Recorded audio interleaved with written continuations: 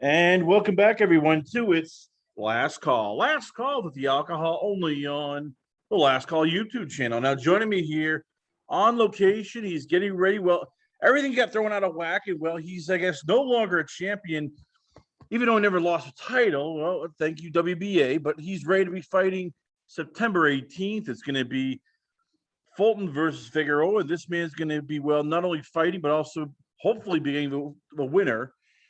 I give you undefeated sensation himself. I give you Aleem. Reese, first off, out here with it kind of sucks because you were a champion. And yes, I get it. It's interim and everybody complains, but it's still prestige. I mean, how tough was it for you having to lose something that you never lost? I mean, you basically just got taken from you.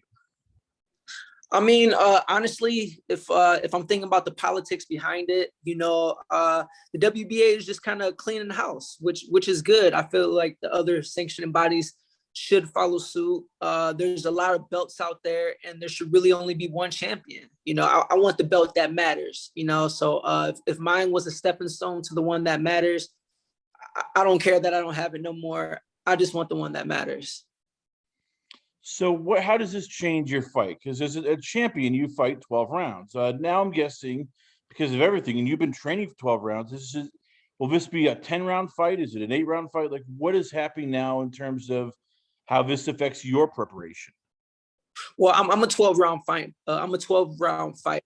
I still expect to fight 12 rounds. I haven't heard. I'm definitely not fighting 8 rounds. So if anything, 10. But I believe it's going to be another 12 rounder. The winner should get Figueroa Fulton or Akmadalia.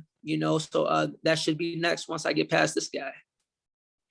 So break it down for us here. This is a guy, look at the record, Eduardo Bayez, Mexican fighter, 19-1-2. When you look at him, when I'm guessing your team has done their research, they've broken down tape, like what makes him a good fighter? Like what makes him effective, compared to other guys that you've faced? Well, he's another tough Latino fighter. He's going to come, he's going to bring it. He's going to bring his A game.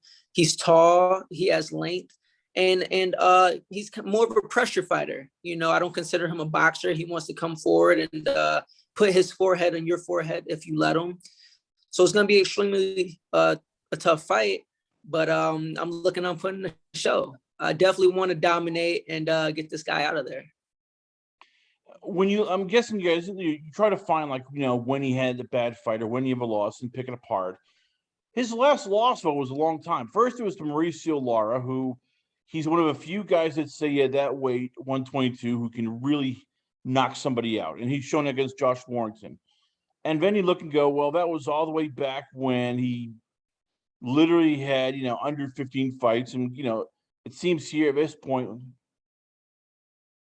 he was 9-0-1.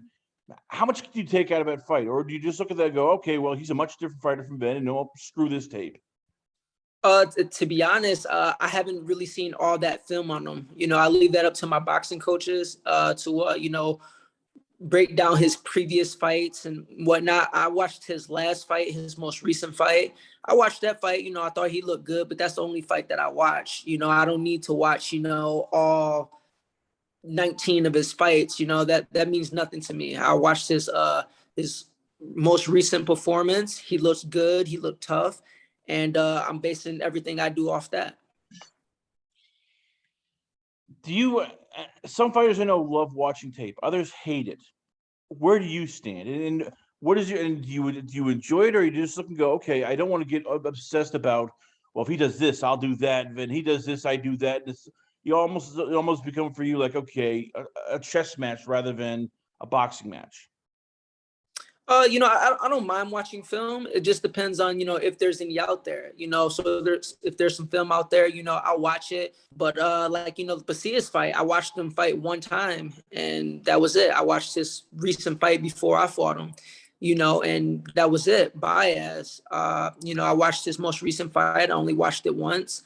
I take my mental notes and I just kind of keep it moving. I don't mind watching film, but I just have a way I do things, and that's the way it's always been. We're going to go back to the Bayez fight in a bit. Take me back to your last fight. It was January 23rd. You, Vic Basilis, Mohegan Sun Casino was a 50-50 fight going into there. Looking back, Yeah. were you surprised you were able to do everything you did against him and just it almost looked easy? Like, anytime you wanted to drill him, you were able to drill him. I mean, were you shocked? Like, wow, I thought there'd be more of a fight. Well, it was a tough fight, just staying mentally focused and poised and doing what I do. I had confidence going into the fight. I believed I was the better fighter. Uh, you know, yeah, I mean, I kind of dominated. I guess I was expecting more of a tougher fight. Like it was tough, but I had clear control of the fight, which is that's what I consider a win. I don't want to win a 3-2 split. I want to be the clear cut winner. I want to have control. And I did just that, so the training, doing my 3 days and all my sacrificing, everything had just kind of paid off. And leading up to this fight, it's kind of taking the same approach. I not only want to win, I want to dominate. I want to have clear control. And I just want to be me. I'll let the knockout come. I'm not going to, go for it, but I'm going to let it come. And I'm just hoping for the best. Take me back to the second round because it's only, I'm looking here and usually your punches are much more shorter here. But it looked like you were like, okay, I can hit him. I can, if I can hit him with a looping right. He is there for me to catch him here. When did you see something that, we don't see? Like, when did you start noticing, like, okay, I can, he's there. That, that overhand right, that sweeping left hook, that will catch him because he's just not seeing it. Yeah, well, leading up to the fight, like I had watched this last fight, and he's southpaw and whatnot, and I just I was kind of practicing that punch, overhand right hook, but it's a lot of it was timing. I just threw it at the perfect time, and it caught him right on the money. So a lot of it is timing. But what I seen was he wanted to be aggressive. He kind of wanted to come in, and it was just all about timing. I kind of gave him a look. I kind of shifted a little bit, like my upper body, and I caught him off guard.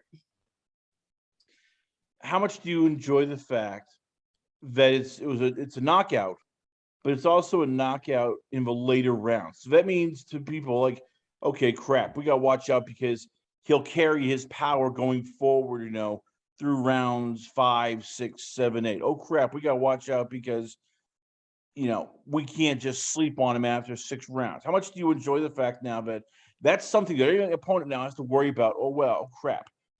He can knock us out even, if it's round 10, 11, 12, if we don't watch out. No, that's good. It just makes me that much more dangerous. He was a top fighter, another undefeated fighter coming off a knockout victory. So yeah, I did drop him multiple times, but I did my job and I got the TKO. But that just makes me more dangerous. So at any given point in time, I can put you down. So it gives me more confidence into in my ability on what I can and can't do. The things that me and my coach are working on, getting leverage and turning on your punches and whatnot. To be able to do that in the 10th or the 11th and the 12th to get the guy out of there, it makes a difference. I know from all the good stuff. Let's talk about the one bad. Once again, no fans there, and I get it. You guys have gotten used to it. You've gotten used to everything there. Is it still a bit hard? I won't say heartbreaking, but just frustrating. Where this was a coming out party. This was you, and then basically showing people, hey, I'm a legit world title challenger. I am ready for my my moment here. And I'm guessing you would have loved to have fans. There would have been you would have enjoyed having that crowd. People going, okay. We're going to celebrate the fact this kid's he's arrived. He is, come on the scene. How much does it bother you at times that because of COVID, everything's been sort of muted in a lot of ways? Well, I try to look at the positive side. I was still blessed to be able to fight because a lot of fighters didn't have an opportunity to fight because of COVID and everything, or they're under a smaller promotion and their promoters not being able to throw fights, and I've been in similar situations earlier in my career, so I was just really happy to be able to get in the ring and do my thing. The punches, at the end of the day, it doesn't matter where it's at. I'm going to show up. I'm going to show out. I have to do my thing. It would have been nice for fans to be there so I can really showcase my skills to a wider audience and feed off their energy.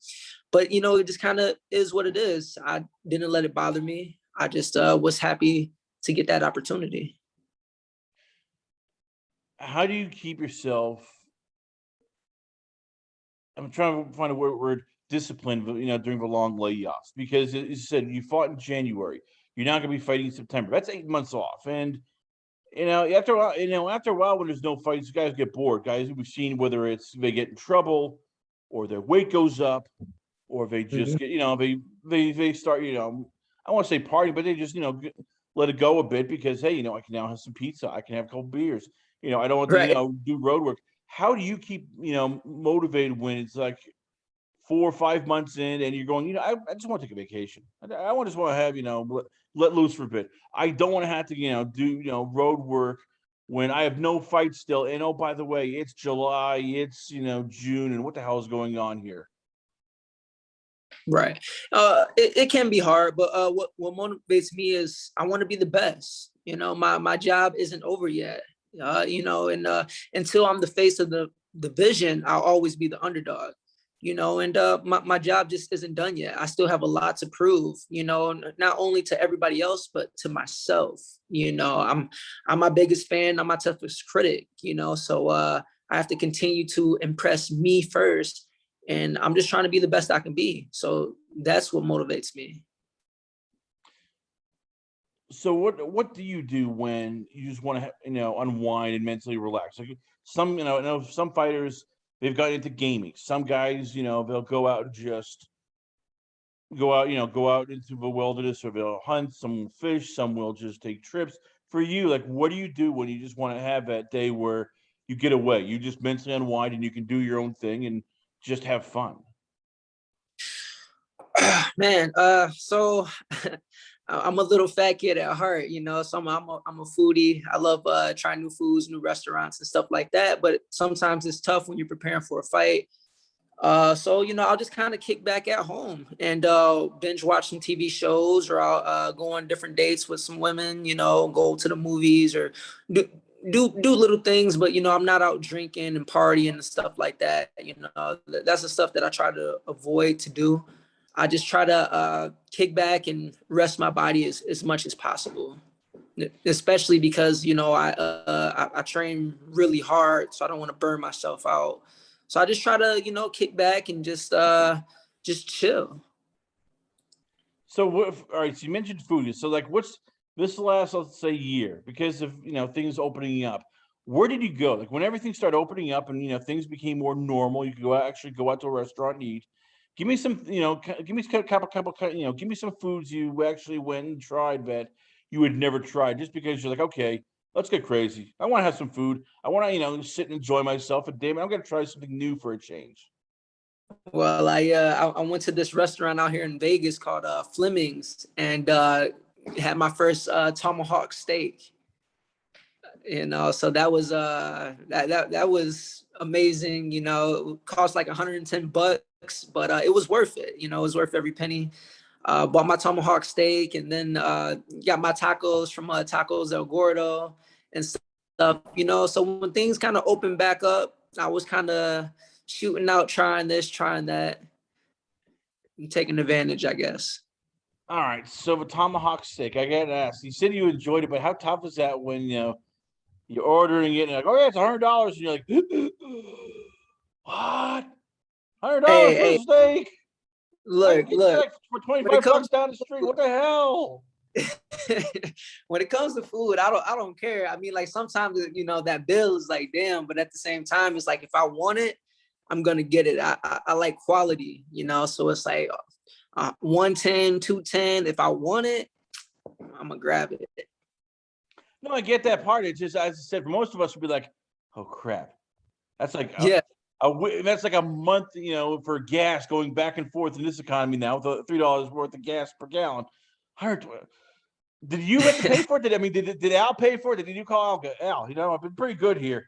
Can you send me this $100? Can you pay for $100, $120 steak? I know you have some money from a Wilder fight coming out, the Canelo fight. Can you slide me a couple bills here and pay for this steak? Hey man, I thought about it. I almost hit him up on speed dial, but I was like, you know what? Let me just chill. Let me just go ahead and grab this. But he's gonna have to grab it from me next time for sure. It's a tough fight this weekend as we end up this thing because you're fighting on the co-main event. So, you're already thinking probably because you're getting ready for this. All right, Fulton, Figueroa, I'm ready for these guys. And you're starting to plan that here. At the same time, Eduardo Bayez wants to spoil the whole thing. He wants to, basically, pee in the punch bowl, ruin the parade here. How tough has this been, preparing for Bayez and not going, okay, I'm one step closer to Fulton versus Figueroa. I'm one step closer to, a legit world title. And you forget about, the task at hand. Well, I'm keeping the same approach that I always have. I'm just continuing to do everything that I have been doing and just tightening things up and just keep it moving. I'm not really worried about it. I just have to do me. People might ask me, oh, are you preparing for that fight or this fight? Or, it's like I'm preparing for the fight that I have on the books, and until that shit is booked, I'm not worrying about it. Like, I want it. It's gonna come. It has to come. I got the pen. You know what I'm saying? Send the contract. I don't care who I fight. Put them in front of me. I'll beat them. And I'm just continuing to do everything that I have been doing that's gotten me to this point. I haven't switched up and did anything different.